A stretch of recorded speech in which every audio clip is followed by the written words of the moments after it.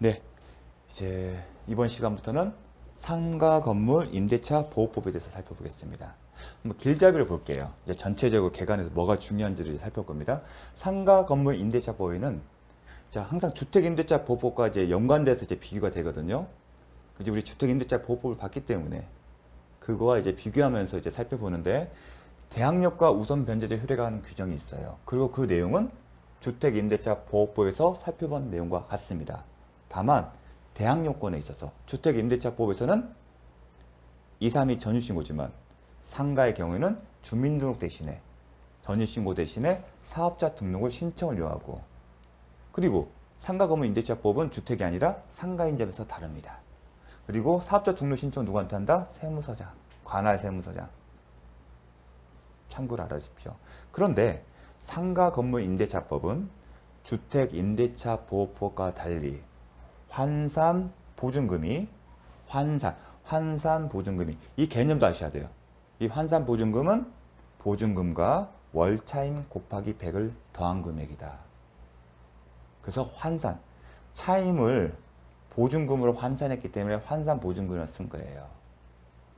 그리고 여기 기존의 보증금과 구별하기 위해서 이 환산 보증금이 지역별로 일정 금액을 초과하는 임대차에 대해서는 적용하지 않는 것이 원칙이다. 그렇기 때문에 상가 건물 임대차법이 적용될 여지가 없었어요. 왜냐? 상가 임대인들이 항상 초과하게 보증금과 차임을 정했기 때문에. 그렇다 보니 임차인 보호에 구멍이 생긴 거죠. 그래서 시간을 갖고 하나씩 예외를 뒀어요. 다만 예외적으로 일정한 경우에는 환산 보증금의 액수에 상관없이, 즉 환산 보증금이 지역별로 초과하는 경우에도 적용시켰습니다. 어떤 조항을 줄까요? 임차인에게 반드시 꼭 필요하다고 생각하는 조항들이죠. 예컨대 대항력은 맞습니다. 하지만 우선 변제 효력은 아니다. 우선 변제 효력은 환산 보증금이 지역별로 정한 금원을 초과할 때는 적용되지 않는다는 겁니다. 그리고 환산 보증금은 보증금에다가 월차임 곱하기 100이다. 참고로 주택 임대차 보호법에는 이런 조항이 없어요. 보증금 얼마, 반전세처럼 보증금 얼마, 월세 있으면 그 월세 곱하기 100에서 환산하는 그런 개념이 없습니다. 이런 환산 보증은 법에 이렇게 한다고 정했기 때문에 그렇습니다. 이 보증금을 갖고 하는 게 아니라 월세가 있으면 그 월세도 보증금으로 환산해서 같이 합산해라. 그렇게 조항이 있었기 때문에 가능한 거지, 주택임대차법은 그런 조항이 없기 때문에 보증금 따르고 차임이 있으면 이런 보증금이 기준이 된다면 그 보증금을 가지고 판단하는 겁니다. 예컨대 소액 임차인. 예, 참고로 알아두십시오. 그런데 상가 건물 임대차법은 주택 임대차 보호법과 달리 환산 보증금이 지역별로 일정한 금액에 초과하는 데는 적용하지 원칙이지만 예외적으로 한다. 방금 본 거죠. 법에 이렇게 되어 있습니다. 이 법은 상가 건물 임대차예요. 자, 상가 건물 임대차법에 적용 대상은 뭐다? 상가다. 다만 14조 2에 따른 상가 건물 임대차 위원회 심의를 거쳐 대통령으로 정하는 보증금액을 초과하는 임대차에 대해서는 그러하지 않는다. 즉 환산 보증금이, 결국은 이 개념이 환산 보증금이 지역별로 정한 금액을 초과하는 경우에는 적용되지 않는 게 원칙입니다. 다만 이랑 단서에도 불구하고 환산 보증금이 지역별로 정한 금액을 초과했다 하더라도 이러한 조항에 대해서는 이랑 단서에 따른 초과하는 임대차에 대해서 적용한다. 즉 이 조항 때문에 상가 건물 임대차법의 일정 조항은 환산 보증금의 액수에 상관없이 적용되는 조항이 있고, 환산 보증금이 일정 금액을 초과하는 경우에는 적용되지 않는 조항으로 나뉘는 겁니다. 따라서 수험생 입장에서는 이게 환산 보증금의 액수에 상관없이 적용되는지 아니면 환산 보증금이 초과되는 건 적용되지 않는 것을 구별하는 게 출발점입니다. 그래서 자습서도 환산 보증금을 초과하더라도 적용되는 것입니다. 환산 보증금의 액수에 상관없이 적용되는 것과 환산 보증금이 일정 금액을 초과하지 않아야만이 적용되는 조항으로 구분해서 살펴보고 있습니다. 그게 중요합니다. 자, 대항력이라. 환산 보증금의 액수에 상관없이, 즉 환산 보증금이 일정한 지역별로 정한 금액을 초과하더라도 적용되는 조항은 뭐가 있냐면 대항력, 계약갱신 요구권, 권리금 관련 조항, 차임 연체와 해지, 폐업으로 인한 임차인의 해지권, 표준계약서입니다. 임차인의 계약갱신 요구권과 권리금 관련 조항은 딱 와닿아요. 그리고 차임 연체 해지. 이게 뭐죠? 민법상 임대차 계약은 2기예요. 2개월분 상당의 금월을 연체한 경우에만 월 차임이 60만 원이면 120만 원 이상을 연체해야만이 계약 해지할 수 있어요. 그게 2개월분이에요. 근데 상가는 특별법이죠? 3개월분이에요. 그럼 이게 더 임차인에게 유리하잖아요. 만약에 이게 적용이 안 된다고 한다면 원칙으로 돌아가요. 근데 주택임대차법은 이러한 조항이 없어요. 그래서 민법상 임대차 계약에 따라서 2개월분인 거예요. 그래서 차임 연체 해지 또 조항된 거. 그 다음 폐업으로 인한 임차인 해지권. 코로나를 생각하십시오.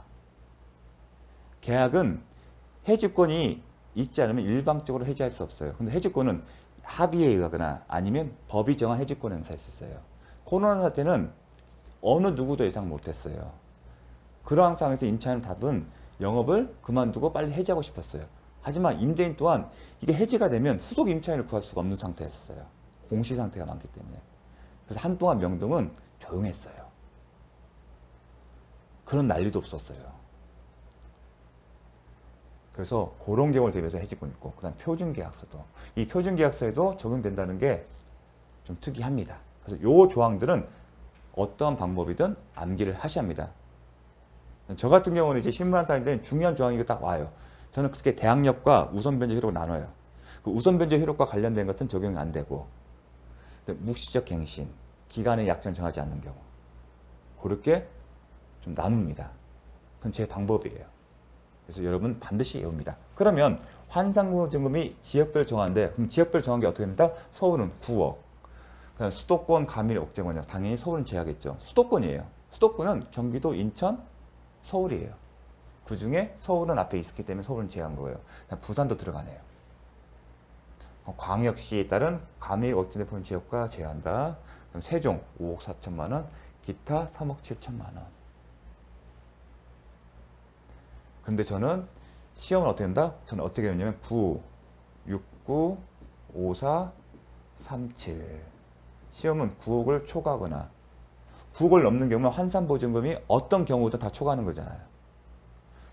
3억 7천 미만인 경우, 이하인 경우에는 어떤 경우든 어떤 경우든 다 적용이 되는 거고, 환산보증금이 초과되지 않는 경우에요. 그럼 상가건물 임대차법이 다 적용되는 거고, 이걸 초과하게 되면 일정 조항은 적용이 되고 일정 조항은 적용되지 않겠죠.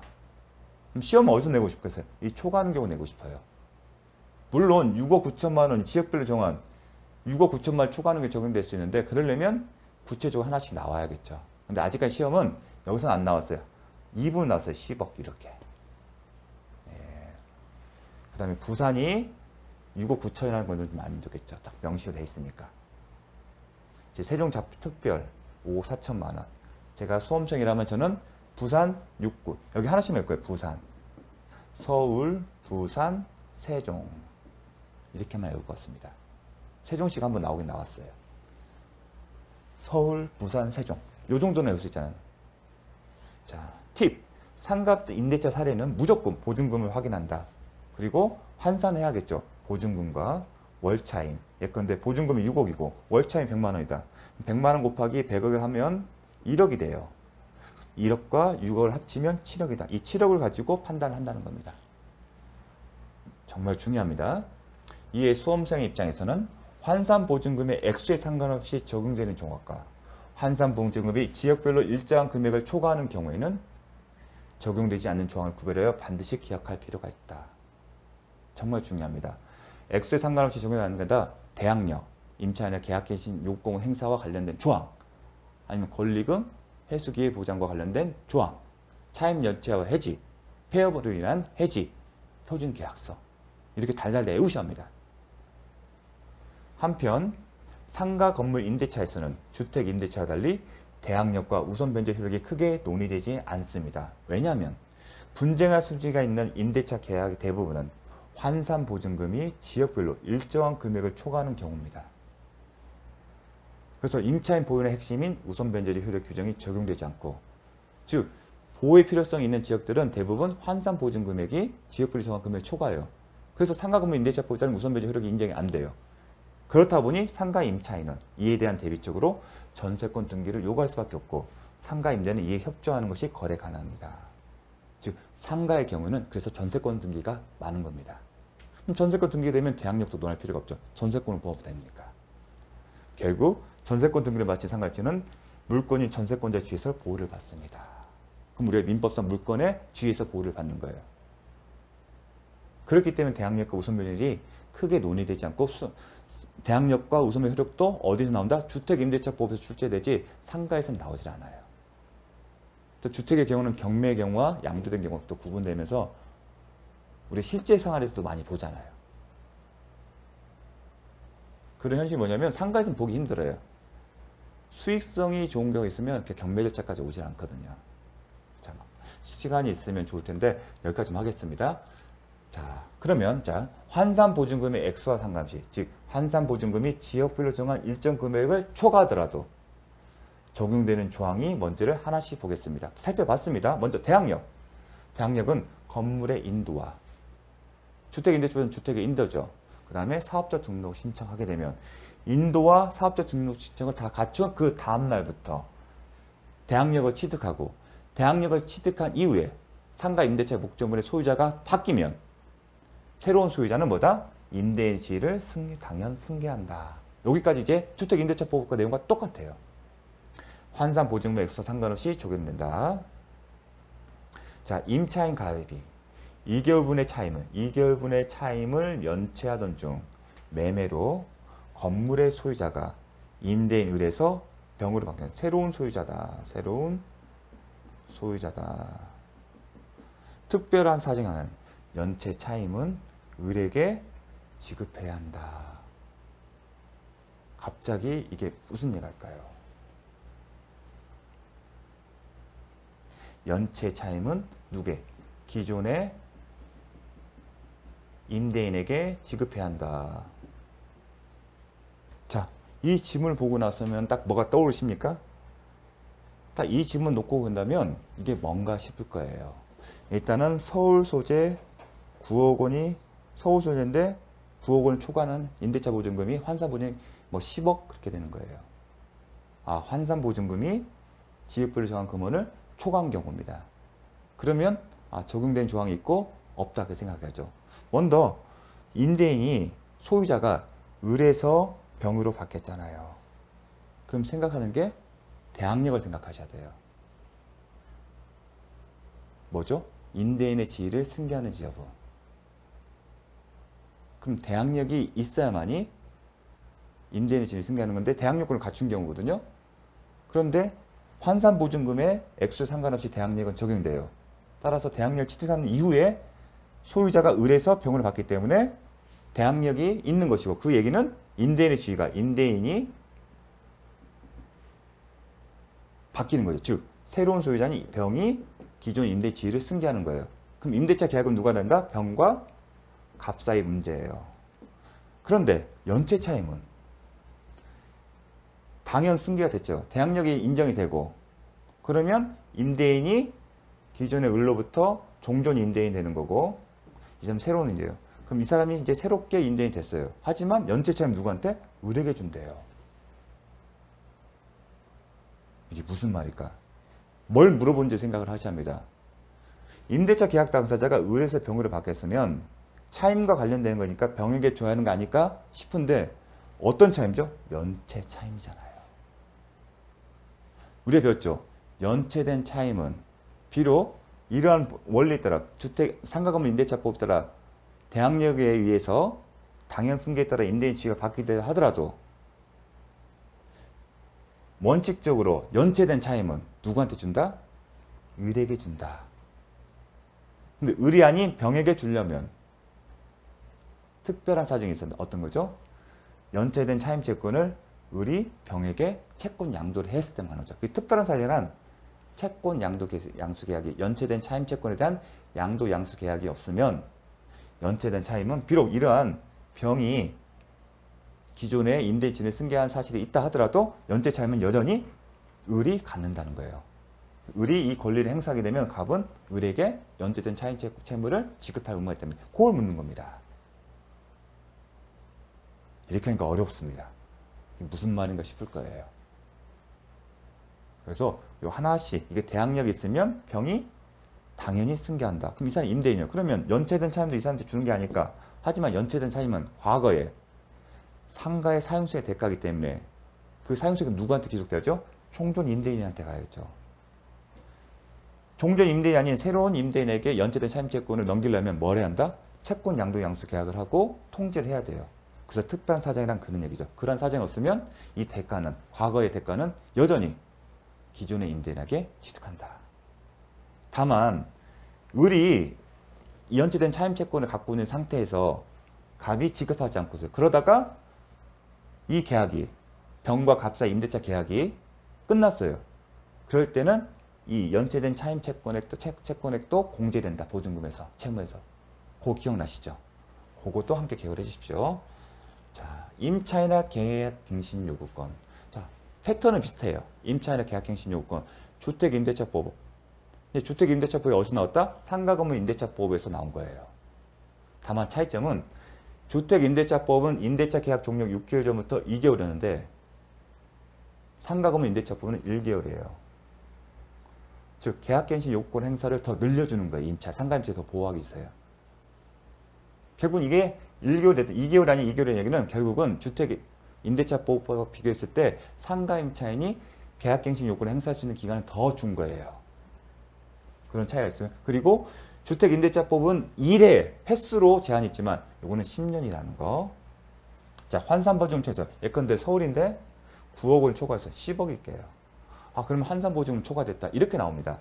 임대인과 임차인 사이에 임대차 기간을 정하지 않은 경우에도 임차인은 계약갱신 요구권을 행사할 수 있고 임대인은 정당한 사유 없이 이를 거절할 수 없다. 언뜻 보면 9억 원 초과하더라도 계약갱신 요구권을 행사할 수 있기 때문에 맞는 것처럼 보여요. 근데 함정이 있었어요. 임대차 기간을 정하지 않는 경우에도. 요게 핵심이었어요. 그러니까 임대차 환산보증금 초과됐을 때 계약갱신 요구권을 행사할 수 있냐, 이 법조문 적용되냐가 하나의 쟁점인 것처럼 보이지만 또 하나는 숨은 쟁점이 있었어요. 뭐냐? 임대차 기간을 정하지 않은 경우, 상가건물 임대차 보면 뒤에서 배우겠지만 기간을 정하지 않거나 1년 미만을 정한 경우는 몇 년 본다? 1년을 본다. 다만 임차인은 1년 미만이 유효함을 주장할 수 있다. 그 조항이 적용되는지를 물어보는 거예요. 그런데 그 조항은 환산보증금이 지역별로 정한 금액을 초과할 때는 적용되지 않아요. 그 얘기는 임대차 기간 정하지만 이제 민법상 임대차 계약이에요. 만약 환산보증금이 지역별로 정한 금원을 초과하지 않으면 뭐가 적용된다? 상가건물 임대차법이 적용되고 1년으로 봐요. 그러면 이 경우에는 계약갱신 요구권을 행사할 수 있어요. 어떤 논리냐면 대부분 계약갱신 요구권을 행사하려면 기간이 정해져야 돼요. 그런 해석이에요. 자, 이게 좀 어려울 수도 있는데 계약갱신 요구권을 행사하기 위해서는 임대차 기간이 정해져 있어야 한다. 이걸 논리적으로 전제해요.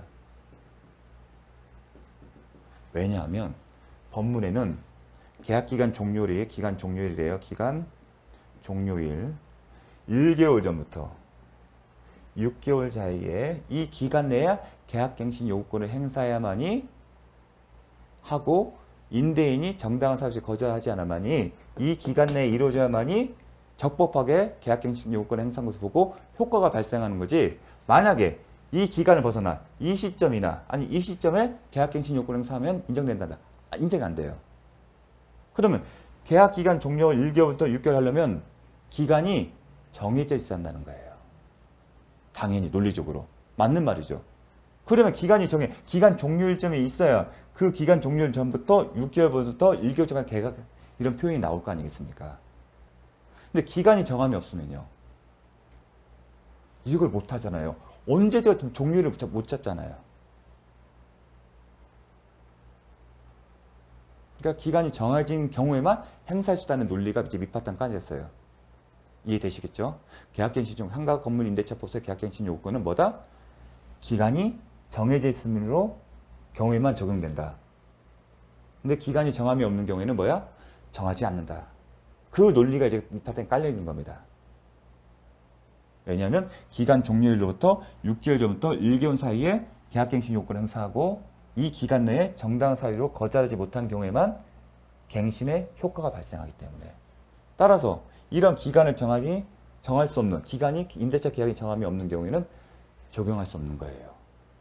그런데 하나가 없는 임대차 기간을 정하지 않은 경우, 자 볼게요. 제가 좀 미리 보겠습니다. 뒷부분이지만 여기 있습니다. 자, 상가건물 임대차법 9조 제1항에 보면 이런 조항이 있어요. 주택임대차법도 있었잖아요. 기간을 정하지 아니하거나 1년 미만을 정할 때는 1년을 본다. 그러면 이 조항이 적용되면 기간에 정해진 것이고 1년 정해진 거니까 계산이 가능하죠. 이런 경우 기간이 전제가 정해져 있기 때문에 계약갱신 청구권을, 갱신 요구권을 행사할 수 있는 거예요. 기간의 약정이 없을 경우에는 이 조항을 통해서 기간이 정해진 것으로 변신을 합니다. 기간이 정해진 것으로 변신이 되기 때문에 계약갱신 요건을 행사할 수가 있는 거예요. 그런데 이 조항은 환산보증금이 일정 금액을 지역을 정하는 일정 금액 초과하기에는 적용이 안 돼요. 즉 그 얘기는 상가건물 임대차법 9조 제1항이 적용이 안 되면 그 계약은 여전히 기간이 정해지지 않은 계약이 되는 거예요. 그 결과 계약갱신 요구권도 행사할 수 없는 거예요. 그걸 물어본 겁니다. 자, 뒤로 다시 돌아와서 원래 들어와서, 자, 이게 작년에 출제가 됐고요. 그리고 계속 나올 수 있습니다. 자, 많이 들어갔네요. 그런데 지문에 임대차 기간 정하지 않았어요. 그럼 딱 떠올린 게 상가건물 임대차법에 9조 1항이 적용되냐. 그런데 그거는 환산보증금이 일정 금액 초과하면 적용이 안 돼요. 보니까 10억이었어요. 10억이면 9, 6, 9, 5, 4, 3주니까 넘어갔어요. 어떤 경우든 환산보증금이 다 초과되는 경우, 초과되는 경우에는 9조 제1항이 적용 안 돼요. 즉 임대차 기간을 정하지 않은 경우가 9조 1항이 정하게 돼서 1년 될 수가 없고 여전히 뭐가 된다? 기간을 정하지 않은 경우예요. 그럼 기간을 정하지 않은 경우이기 때문에 기간을 정하지 못하기 때문에 계약갱신 요건도 행사할 수 없는 거예요. 아시겠죠? 그러니까 9조 1항이 적용 여부에 따라 다른 거예요. 만약에 서울인데 8억이면 8억을 가정할게요. 환산보증금이 9억을 초과한 게 아니라 9억 이하잖아요. 그런 경우에는 9조 제1항이 적용돼요. 그럼 9조 제1항이 적용되면 임대차 기간 정하지 않은 경우 어떻게 된다? 1년을 보잖아요. 기간이 정해지면 되고 따라서 계약갱신 요구권을 행사할 수 있게 됩니다. 8억이냐 10억에 따라서 결론이 달라집니다. 그걸 기억하십시오. 그런데 이게 좀 비교될 게 뭐냐면 우리가 토지 임차인이든 지상권자든 토지 전세권자는 건물이 현존하고 있을 때는 계약갱신 요건을 행사할 수 있고 그 계약갱신 청구권을 행사할 수 있고 그게 거절되면 지상권자나 토지 임차인은 지상물의 배수 청구권을 지상권 설정자나 임대인에 대해 행사할 수 있어요. 그와 관련해서 기간의 약정이 없는 임대차 계약인데 임대인이 계약갱신을 거절했을 때 그러한 경우에는 계약갱신을 거절한 의사가 표시되기 때문에 별도로 계약갱신 청구권을 행사하지 않고 바로 지상물 매수 청구권을 행사할 수 있다. 그런 논리가 있었어요. 자, 지상물 매수 청구권은 계약갱신 청구권을 행사했는데 임대인이 이에 동의하지 않은 것을 전제로 합니다. 따라서 계약갱신 청구권을 행사하고 이게 거절한 다음에 지상물 매수 청구를 가야 돼요. 하지만 기간의 약정이 없어서 임대인이 해지 통과를 한 경우에는 실질적 의미가 계약갱신 거절이기 때문에 계약갱신 청구권을 행사하지 않고 바로 지상물 매수 청구를 행사했다. 그런 게 판례가 있었습니다. 그 내용과 좀 비교를 해서 기억을 해주십시오. 측면이 다르기 때문에요. 자, 최초의 임대차 기간을 포함하여 전대차 임대차 기간이 5년. 과거에는 지금은 10년이지만 과거는 5년이었어요. 자, 무슨 얘기냐면 권리금 회수 기회 보호 규정이 있어요. 그러니까 참 5년일 때 계약갱신 요구권이 5년이에요. 법에는 상가건물주는 계약갱신 요구권이 있고요. 그 다음에 권리금 회수 기회 보호 조항이 있어요. 그리고 모두 임차인에게 되게 중요한 거예요. 그리고 과거의 법은 5년이었어요. 그래서 처음에 1년, 2년으로 정했어요. 그 계약갱신 요구권 행사 소시 2년 갔어요. 아직 5년이 안 됐기 때문에 다시 계약갱신 요구권 행사고 6년, 총 6년을 계약을 했어요. 근데 이 계약이 이제 동시에 갱신할 수가 없으니까 임차인이 뭘 했겠어요? 임차인이 더 이상 계약갱신 요구를 행사할 수 없어요. 대신에 자기가 그동안 여기서 영업을 잘해서 권리금이 형성된 거예요. 그래서 임차인이 더 이상 계약갱신 요구권을 행사할 수 없는 그 상태에서 권리금 회수 기회를 주장했는데 임대인이 이를 거절했어요. 그래서 분쟁이 생긴 거예요. 그때 임대인이 어떤 얘기냐? 자, 권리금 회수 기회란 계약갱신 요구권을 더 이상 행사할 수 없을 정도로 임차인이 다 행사한 경우에는 인정되지 않는다는 거예요. 즉, 충분히 임차인은 이 상가 임대차 목적물에서 충분히 영업할 시간을 했기 때문에 굳이 보호할 필요가 없지 않냐. 그 논리를 핀 거예요. 충분히 영업을 해서 법이 정한 계약갱신 요구 다 소진해서 썼는데 그럼 그 기간 동안에 충분히 자기가 투자한 비용을 받아갔으면 굳이 권리금의 회수 기회를 보호할 줄 필요가 있냐. 그 의문을 제기한 거예요. 근데 이런 설득력이 있어요. 장기간 했으면, 왜냐면 그렇게 해석하지 않으면, 왜 그런 해석이 나냐면, 이러한 조항들이 임대인의 재산권에서 너무 크게 제약한다고 의식적이든 무의식적으로 깔려있기 때문입니다. 임대인 재산권 너무 제한한다. 그래서 굳이 계약갱신 요건 행사해서 충분히 보호해서 영업할 수 있는 기회를 줬는데, 그러한 경우에도 권리금 회수 기회를 조항해서 임차인을 보호할 필요가 있을까? 대법원 판례는 계약갱신 요구권에서는 제한이 됐잖아요. 기간에. 하지만 권리금 회수 기회는 그런 제한이 없어요. 뭐 5년 지나면 권리금 회수 기회 보장을 못한다. 그런 조항이 없기 때문에 비록 임차인이 계약갱신 요구권 행사해서 맥시멈, 지금 10년이에요. 과거는 5년이었어요. 5년을 다 채웠다 하더라도 여전히 권리금 회수 기회에 관한 조항을 주장할 수 있다. 그런 해석을 한 겁니다. 과거에 전체 임대차 기간이 5년을 초과하여 더 이상 여러분이 그러죠. 지금은 이제 10년이니까 이걸 기억하셔야겠죠. 더 이상 임차인이 계약갱신 요구권을 행사할 수 없는 경우에도 이게 포인트예요. 이 논리에서 뭐냐면 충분히 영업할 기회를 줘서 투자한 비용이나 그런 걸 다시 회수할 수 있는 기회를 줬기 때문에 굳이 인정할 필요가 있냐. 그게 쟁점이었는데 대법원 판례는 행사할 수 없는 경우에도 임대인은 권리금 회수 기회에 관한 조항에 따라 회수기회 보호의무를 부담한다. 즉, 임대인이 보호 의무를 부담합니다. 여전히. 보호 의무가 있다는 전제에서 이제 회수기회 보장을 하는 겁니다. 이 내용도 잘 기억을 해 주십시오. 사항에 따른 권리금 회수 보호입니다. 자, 권리금 이제 관련은 뭐냐면 임차인의 권리금을 어떻게 보호해 주냐면 임대인 하여금 의무를 부과시키는 거예요. 계약과 상관없이.